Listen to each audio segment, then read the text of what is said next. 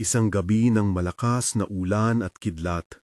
Ang hangin ay pumapawi sa amoy ng lupa at ang mga palay sa gilid ng kubo ay yumuyuko na parang humingi ng pahinga.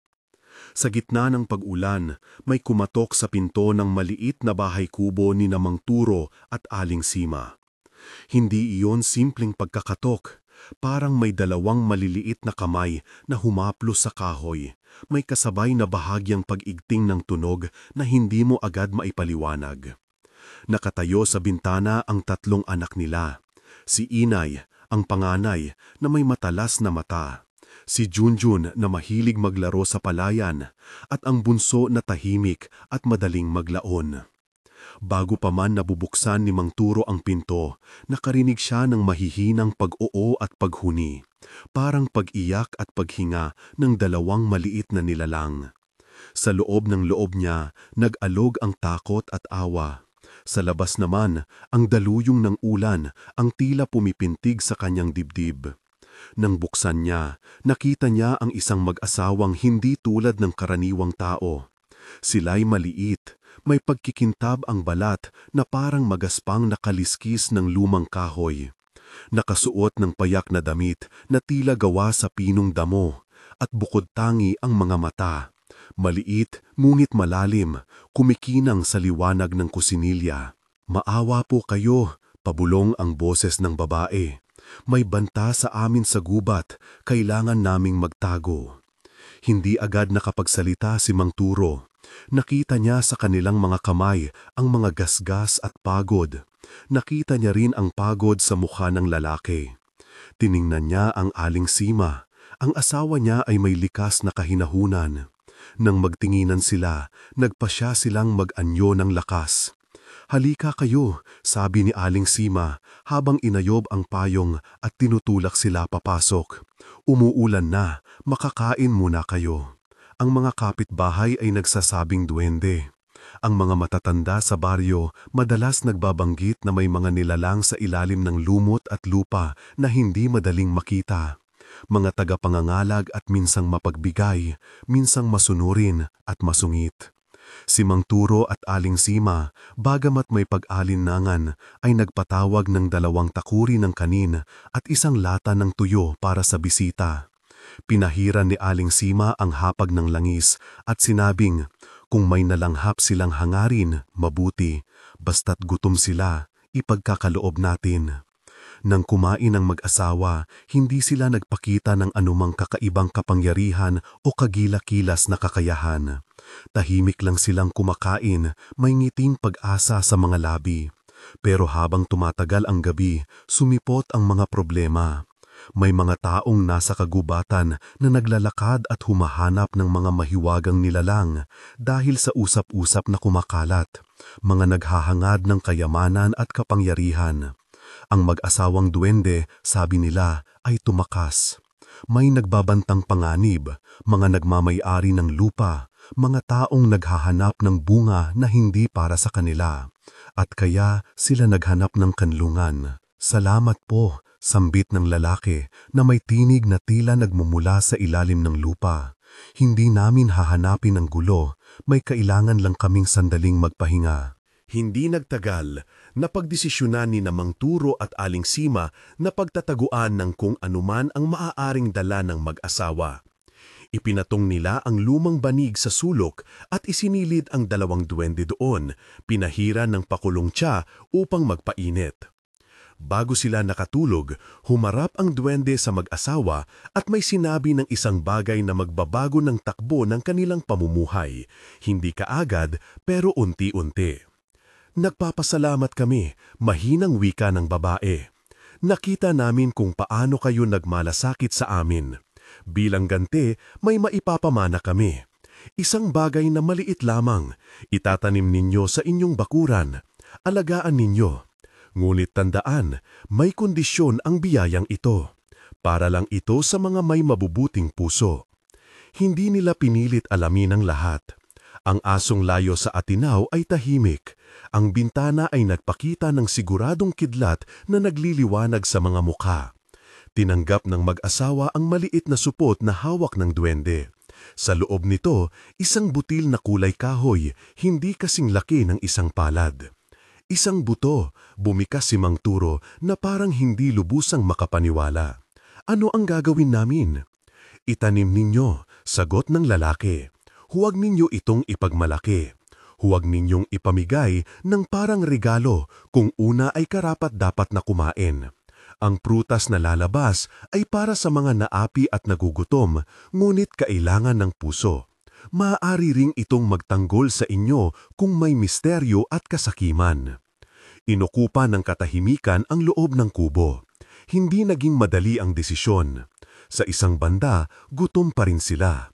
Sa isa, takot na. Ang gayong biyaya ay magdudulot ng inggit. Ngunit higit pa doon ang paniniwala nila sa pagiging tao at pag-ibig sa kapitbahayan. Kailangan nilang umasa.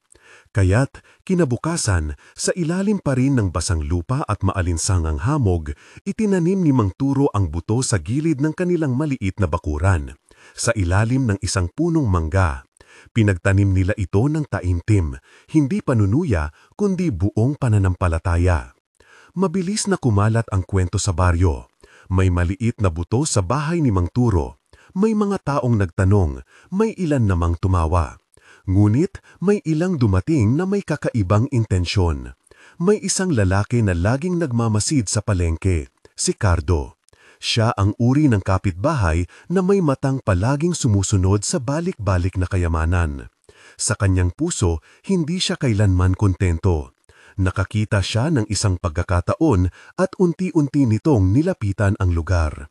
Ngulit sa una, hindi pa nagkakaroon ng anumang kakaibang panganib. Ang bata-bata pa lamang ng buto at ang pamilya ay pilit na nag-aalaga. Sa loob ng isang linggo, nagbago ang hangin sa kanilang bakuran. Hindi normal ang pangyayari. Sumasayaw ang liwanag mula sa lupa sa gabi, parang may munting ilaw na nagmumula sa ilalim ng lupa. Ang mga dahon ng palay sa malapit ay tila tumigil saglit sa kanilang pag-alog, tumingin at bumalik sa datos ng hangin. Ang mga unang sanga ng halaman ay sumibol, manipis at makinis, may kulay na halos pilak kapag tumatama ang araw.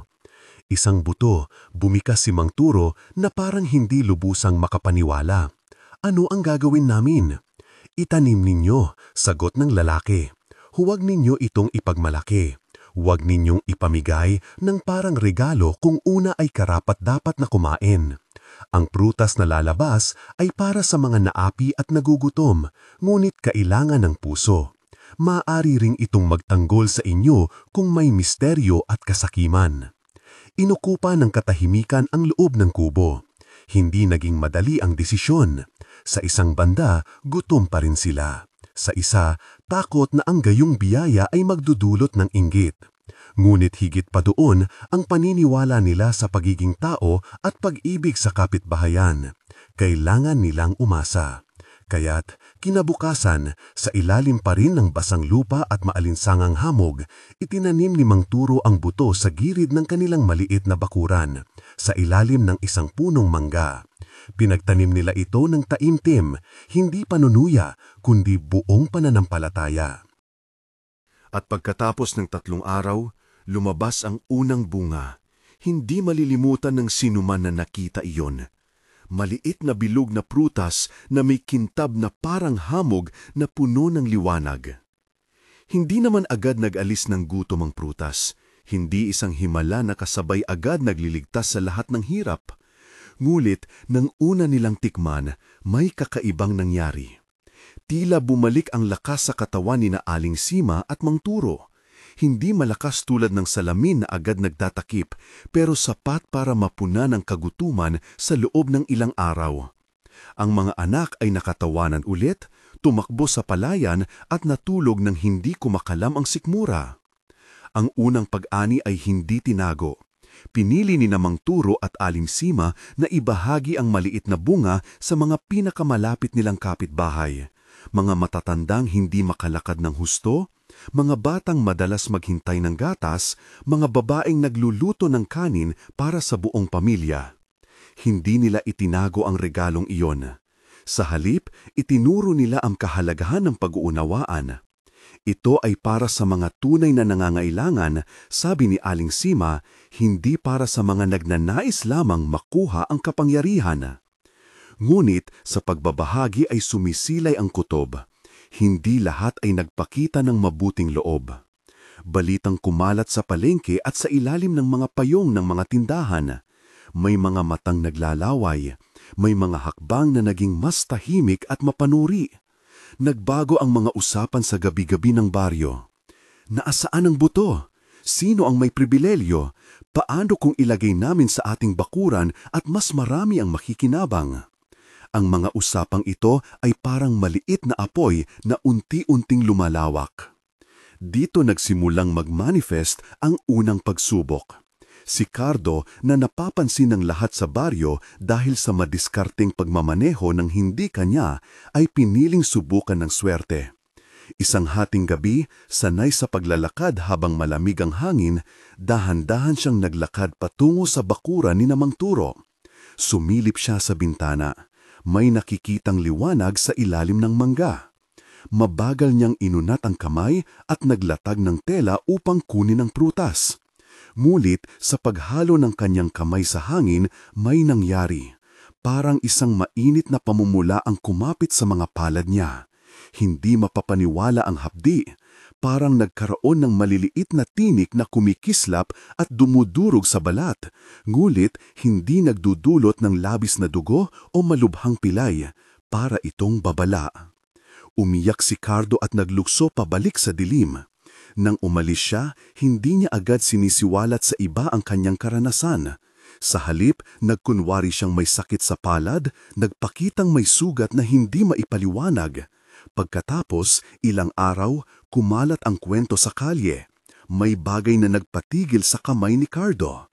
May ilan na natahimik at may ilan naman na nagpakita ng pagtataka.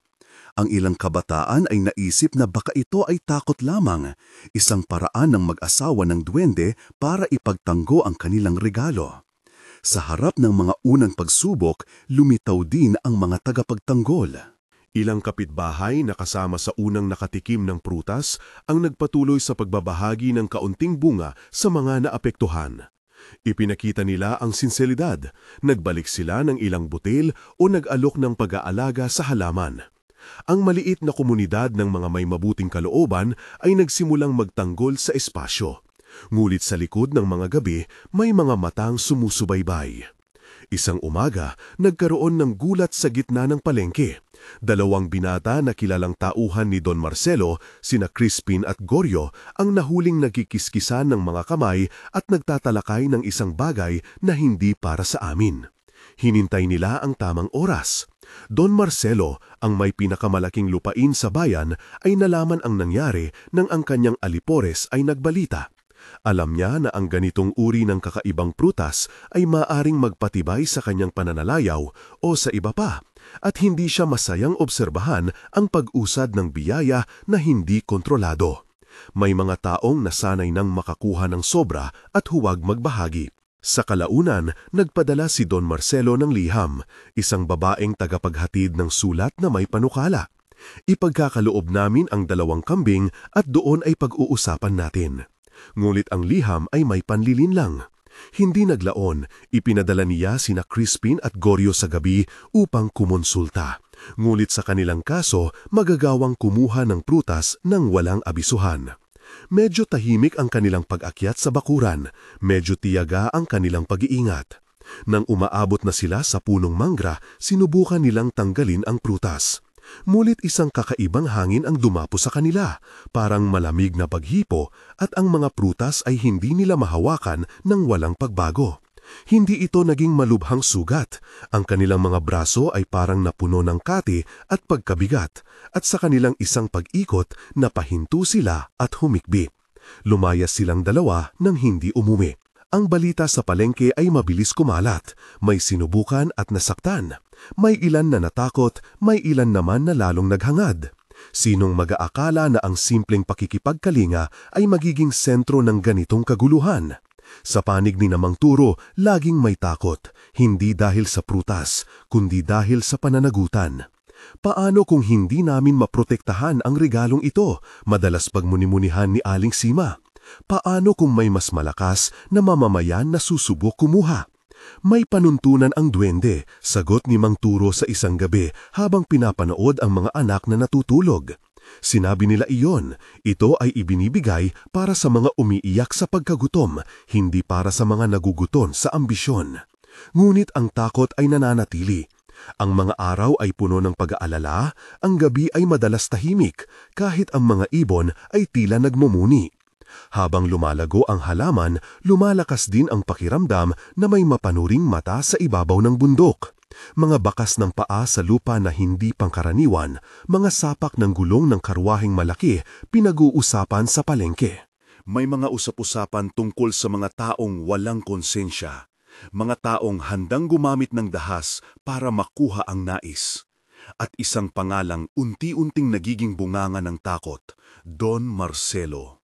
Kilala siya sa kanyang malupit na panlilinlang, mga nagpupumilit na umupa sa kanyang lupa, mga nagtataas ng presyo ng palay. Ngayon, pinaplanong kunin ang prutas na para sanang magpagaan ng sikmura ng mga duka. Kung mangyari iyon, mawawala ang sentro ng pagbabago mula sa kamay ng mga taong tunay na nangangailangan. Sa kabila ng mga panganib, may mga sandaling naglalaman ng tahimik na pag-asa. Dumating ang isang hapon na matapos mag-ani ng ilang prutas at ipamahagi sa mga mangmang at umuubo sa putikan, nagtipon sa bakuran ni Mang Turo ang maliit na grupo ng mga nakatikim. Ang liwanag mula sa lupa ay naglalaro sa kanilang mga muka. May nagdala ng simpleng plurera na nilagay sa may hapag at ang mga bata ay naglaro sa paligid habang ang matatanda ay nagahawak-hawak sa prutas na parang ito'y tala. Ano ang gagawin ninyo kung kayo ang magsasaka? Tanong ni Mang Turo nang may kasamang ngiti at lungkot. Ipagkakaloob ba ninyo o bantayan? Magahati, sagot ng isa sa matatandang babae, si Lola Estela na may mahinahong tinig. Hindi dapat na isa lang ang kumakain. Kung may kakainin at may uhaw, ibibigay. Ngunit kailangang may karunungan. Inilatag nila ang maliit na alituntunin, hindi pag-iipunin ng bunga, pagsusuri kung sino ang labis na kailangan, pagpapakumbaba kapag humihingi at pag-iingat sa mga may masamang balak.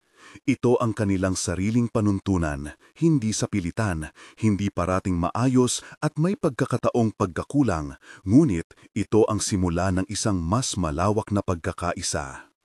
Ngunit habang lahat ay nagkakasundo sa maliit nilang komunidad, may kulang. Ang kulang ay pansamantalang kapayapaan. Hindi lahat ay nasiyahan sa kanilang mga bagong patakaran.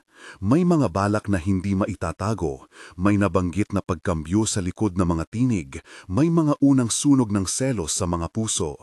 At sa gitna nito, hindi pa lumilitaw ang pinakamalaking panganib, ang maramihang pag-atake na mamamayani sa aming mga kwento ng katapangan at pag-unawa. Ang magkakatipon na usapan ay nagiging hapag ng plano para sa mga hindi marunong makiramay. Sa isang gabi ng buwan na bahagyang natatakpan ng ulap, may dumating na pananalita mula sa labas. Isang 3 taong lalaki na mukhang nagmamadali. Ang kanilang bihis ay base sa kulay ng lupa at ang isa sa kanila ay may tagiliran na may marka. Siya ang kapatid ni Cardo, si Luming. Bihis pumunta si Luming, hindi nagpakilala, humingi ng napakaliit na tulong. May sakit ang aking ina, kailangan namin ng pagkain. Nagdala rin siya ng isang konting kwento tungkol sa gutom at paghihirap. Ngunit ang kanyang mga mata, ang kanyang pagsalubong ay may ibang sinasabi. Hindi tawag sa awa lamang, kundi paghahangad sa madaling paraan. Lumalabas ang tunay na layunin, subukang kumuha ng prutas sa gabi. Ang mga unang alalahanin na sinasalita ni Aling Sima ay patuloy sa isip niya. Hindi ito basta prutas, bulalas niya nang mapakinggan ang kwento. May hangganan. Ngunit si Luming ay hindi nag-iisa. May dala siyang ilang kasama mula sa ibang parte ng bayan, mga taong handang kumilos ng mabilis. Ang plano nila ay malinaw, mabilis na paglipat, madali at tahimik. Kung magtatagumpay sila, magkakamit sila ng biyaya at wala nang magtatanggol. Ngunit ang kaisipan ng pagkakaisa ng maliit na komunidad ay nagsimula ng magliwanag. Ilang kapitbahay ni Namang Turo ang nagbabala. Ilang kabataang malakas ang boses ang nag-ayos ng isang maliit na bantay. Sa isang hating gabi, habang ang buwan ay bahagyang natatakpan ng ulap at ang mga palay ay marahang humuhuni sa hangin, naramdaman ng lahat ang pag-igting. Ang boses ng inggit ay malakas na, ang mga yapak ng mga papasok ay mas mabilis, at ang mga puso sa loob ng kubo ni Namang Turo ay tila na sa huso. Ang duwende na nagtiwala sa kanila at nagbigay ng regalong hindi pangkaraniwan ay tahimik na nanunuluyan sa itaas ng banig. Sa panahong iyon, lahat ay huminga ng sabay-sabay, sabay sa pagkababahala at pag-asa. At doon, sa bakuran na may liwanag mula sa ilalim ng lupa, nagsimulang magbago ang takbo ng gabi. May kumalaylay na pagsubok na paparating. Ang mga mata ng bayan ay nakatuon sa manggang may lihim. Ang takot para sa isang himala at ang pangamba sa kung sino ang magmamay-ari nito ay naging isang matulis na halo. Sa isang sulok, nagtinginan si Namang Turo at Aling Sima, at habang hinawakan nila ang mga kamay ng kanilang mga anak, alam nilang hindi na ito simpleng usapin ng pagkain at hangganan. Ito ay usapin ng danggal at pananagutan. Tahimik ang gabi nang humakbang ang mga aninag sa bakuran, mga ulihing nag-iingat, mga yapak na may layon. Nakahanda ang ilang kapitbahay na tumulong, ngunit hindi nila inasahan ang dami ng taong pumunta. Ang mga puso ni Namang Turo at Aling Sima ay mabilis na tumibok. Hinarap nila ang kaharian ng bangungot na unti-unting sumusulpot mula sa dilim, si Luming at ang kanyang mga kasama, na may hawak na sundang at lambat, nagmamadali at pagod na pagod sa paglalakad. Hindi sila nagdala ng lihim, ang kanilang galaw ay nagbubunyag ng kagustuhang makuha ang prutas ng hindi magdalawang isip. Anong gagawin natin? Bulong ni Aling Sima nang mahimasmas ang hangin. Napatingin si Mang Turo sa kanyang anak na natutulog sa duyan at sa maliit na ilaw na sumisiklab mula sa lupa. May kaba sa bawat hinga, hindi dahil natatakot lamang, kundi dahil alam nilang hindi ito simpleng tunggalan ng dugo at lupa. Ito ay laban para sa danggal at para sa kung ano ang itinuturing nilang pag-asa ng marami. Sa kabilang banda, ang mga duwende ay hindi nagmadali. Nakaupo sila sa sulok ng banig, tahimik ngunit alerto. Ang babae ay kumiskis ng palad sa lupa at ngumiti ng bahagya. Huwag kayong mag-alala, mahina ang sabi niya, hindi para magpakitang gilas, kundi upang magbigay ng tapang. Hindi naming iniiwan ang mga tumutulong sa amin. Bago pa man umusad ang labanan, may naganap na maliit na sandali ng pag-isip sa pagitan ng magkabilang panig, isang sandaling na puno ng hangin at tunog ng mga palay. Ilang kapitbahay ang nag-ayos ng maikling harang, naglatag ng isang apoy upang magbigay liwanag at magpahiwatig na hindi kakampi si Luming sa mga dumadating. Ngunit alam ng lahat na kung mag-umpisa ang pagsalakay, magkakaroon ng mas malalim na epekto kaysa sa sugat sa balat. Ito ay ang pagkasira ng tiwala at pagkakaisa ng baryo. Nang lumapit ang grupo ni Luming, nagsimula silang magbantang pumasok. "Ibigay ninyo ang prutas!" sigaw ng isa sa kanila, tinig na puno ng galit at walang tiyaga. Ngunit hindi pa nagtatapos ang kanilang salita nang dumampi ang malamig na hangin. Isang liwanag na parang maliit na araw ang sumabog mula sa puno. Hindi nakakasakit, ngunit nakapagbibigay ng kakaibang init sa puso. Ang mga kamay ng mga susubog na kumilos ay parang tinatanggay ng kawalan ng puwersa. May ilang tumigil, may naiyak, ilang napahawak sa ulo at nagkaroon ng pag-ikot. Si Luming ang nag-utos na magpatuloy. "Huwag kayong matakot, kailangan natin ito." Ngunit habang pinipilit niya ang kanyang mga kasama, lumalabas na hindi lamang katawan ang kumakalaban sa kanila. May isang kakaibang paglalabas ng liwanag at tunog. Wala itong malisyang sigaw, para bang umiiyak ang lupa dahil sa hindi makatarungang pagnanay. Ang mga palay sa paligid ay bumaluktot upang magtungo sa bakuran ni Namang Turo, parang nakikisumpong sa bibdib ng pamilya. Ang unang sulyap ng duwende sa labanan ay hindi malupit. Hindi sila naging malupit, ngunit matatag. Ang babae ay nagtalumpati ng hindi binibigkasang salita. Isang tunog na parang huni ng kuliglig at hangin, tila nagmumula sa ilalim ng lupa. Ang maliit na butil na iniwan nila ay hindi lamang prutas. Ito ay isang uri ng sumpa o proteksyon na kumikilos bilang tagapagtanggol kapag sinubukan ng mali ang kumuha. Nabuo ang tuntunin na sinunod ng duwende. Ang biyaya ay para sa nagugutom at nagdurusa, hindi para sa mga naghahangad lang ng higit pa. Sa hindi inaasahang sandali, ang mga paa ni na Crispin at Goryo ay napahinto at ang kanilang mga katawan ay napaindak. Hindi ito parang putik o hangin lamang. Parang may dumapo sa kanila na malamig na bilis at bigla ang kanilang mga kamay ay naging mabigat. Ang galaw nila ay parang tiniklop ng isang invisible na tali. Hindi sila nasaktan sa paraang makikita sa dugo. Ang kanilang mga mata ay nagpakita ng pagkabigla at kaululan. Hindi ito totoo, nasambit nila. Ngunit tulad ng iba pang nasubukan bago sila, napilitan silang umatras. Si Don Marcelo na hindi personal na dumating, ngunit na ipadala ang kanyang mga tauhan nakatanggap ng balita ng kanilang pagkabigo. Hindi niya inasahan na ang isang simpleng bakuran at liwanag ng lupa ay magtatanggol ng ganon. Nagalit siya at sa galit na iyon ay mas lalo niyang pinakilusan ang paggawa ng paraan. Siya ay hindi lamang isang mayayamang tao. Siya ay isang taong nakasanayan kung paano kontrolin ang mga bagay. Ang kanyang plano ay hindi nagwakas sa mga tauhan. Si Don Marcelo mismo ay nagpasya ng hakbangin ang sentro ng usapin. Ngulit bago pa man siya makalakad patungong bakuran, may nagbago sa kanya.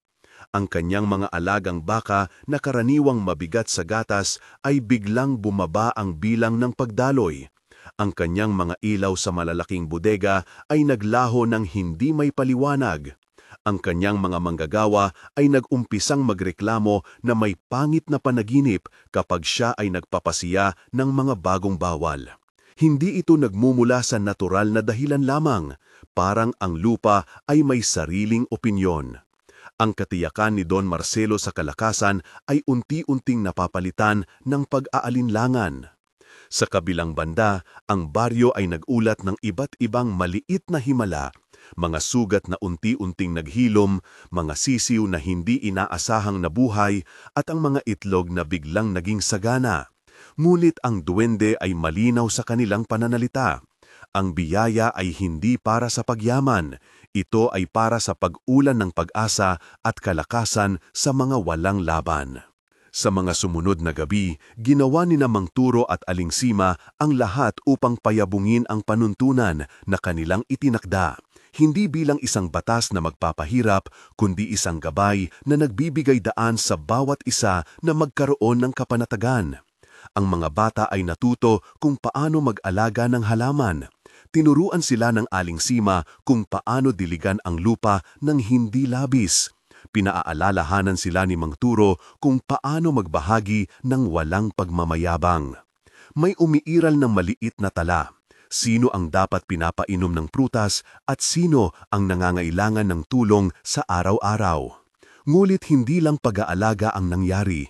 May dumarating na tao mula sa ibang bayan, mga naglakad upang magtanong. May ilang nagdala ng daing, ilang humingi ng tulong.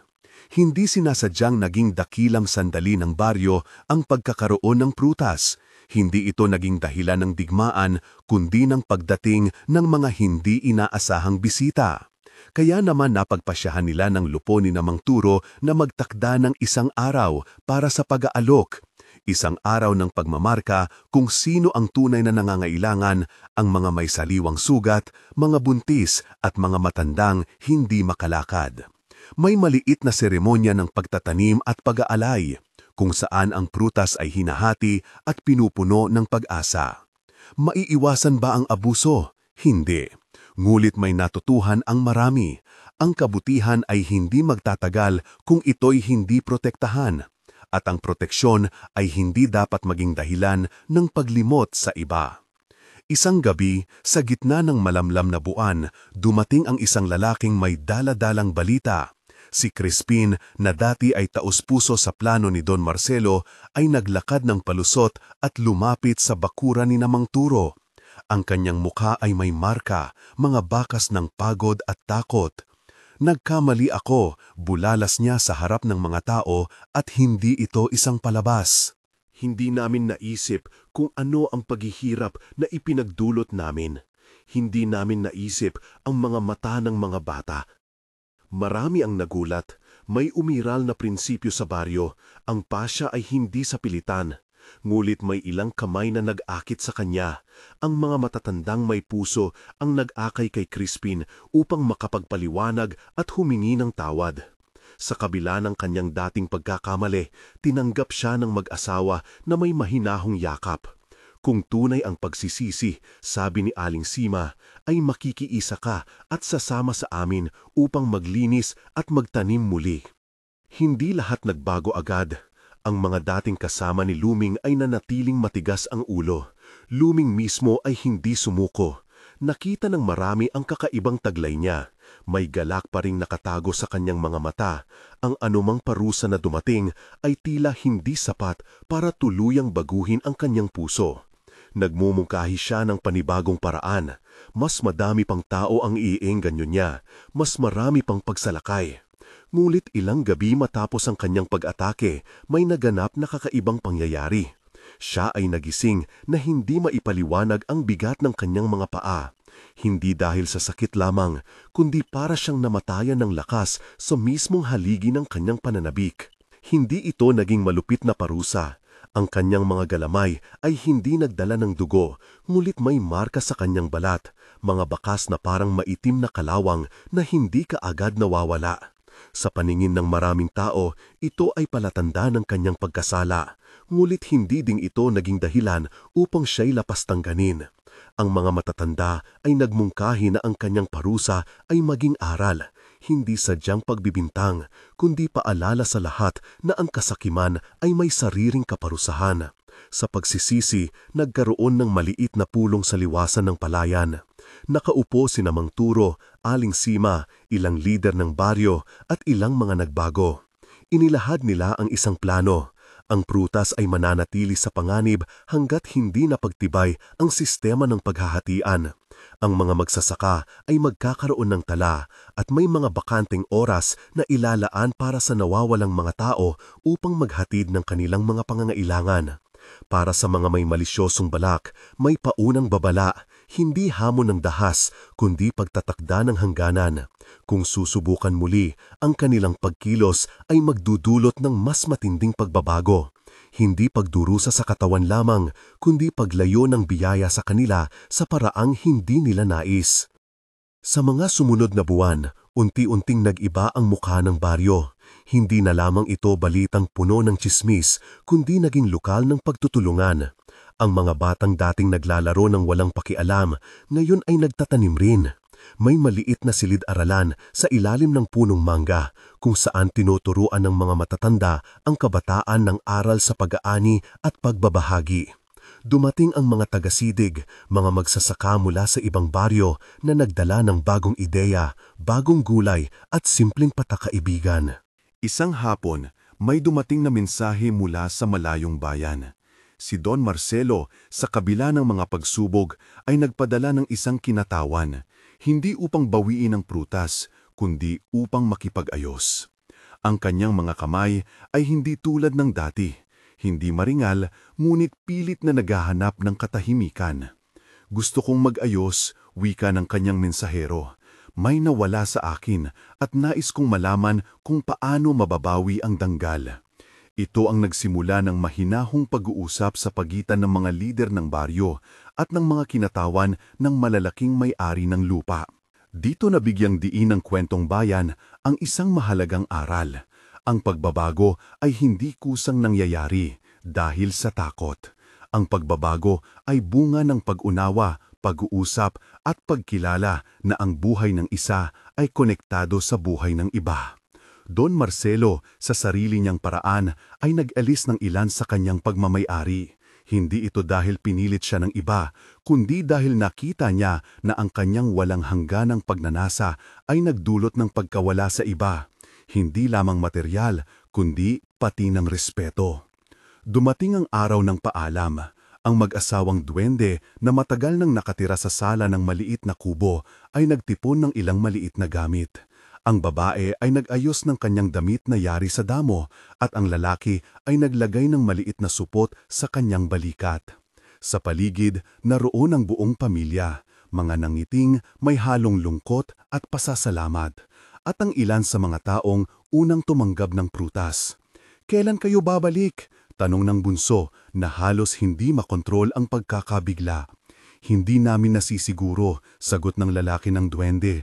"Ang mundo namin ay puno ng panganib, ngulit hindi namin malilimutan ang tapang ninyo." Bago sila umalis, lumapit ang babae at inilatag ang isang maliit na palad sa kamay ni Aling Sima. "Ingat," sabi niya, "hindi kami tumatakbo palayo sa panganib dahil hindi namin kayang harapin ang lahat ng ito. Tinatago kami ninyo, inalagaan ninyo kami, at dahil doon nabigyan ng pagkakataon ang iba. Ang aming pag-alis ay isang paaalala. Ang hiwaga ay naroon para tumulong, ngunit hindi ito dapat abusuhin." Ang paglisan ng duwende ay hindi dramatiko. Hindi sila sumabog, hindi nag-iwan ng malaking bakas. Umakyat lang sila sa mga anino ng gabi, tulad ng dating dumating, maliit, payak at hindi naman masyadong naiiba sa simula. Ngunit ang pagkakaiba ay nasa pagitan. Ang duwende ay umalis ng may tiwala at pag-asa. Alam nila na sa mga sumunod na araw, may mga paa pa ring mag-iingat sa bakuran, may mga kamay na magtatanim, may mga puso pa ring magbabahagi. Ang baryo ay hindi naging perpekto pagkatapos ng lahat. May mga araw na may bagong usapan, may araw na may pagkakulang. Ngulit may umiiral na bagong panuntunan, pag-aari ng bibig at gawa. Ang prutas ay hindi naging kasagutan sa lahat ng problema. Hindi ito ginawang solusyon sa kahirapan at sakit sa isang iglap. Ngunit ito ay nagbigay ng panimulang punto. Isang paalaan na kapag tinulungan ang iba ng may puso, may pag-asa. Sa huling tagpong iyon, habang ang araw ay unti-unting sumisiklab sa silangan, nagtipon ang baryo sa gitna ng palayan. May maliit na piyesta ang simpleng ipinagdiwang. May pagluluto ng ginisang gulay, may bigas na inukit sa mga palay at may awit na umalingaw-ngaw sa hangin.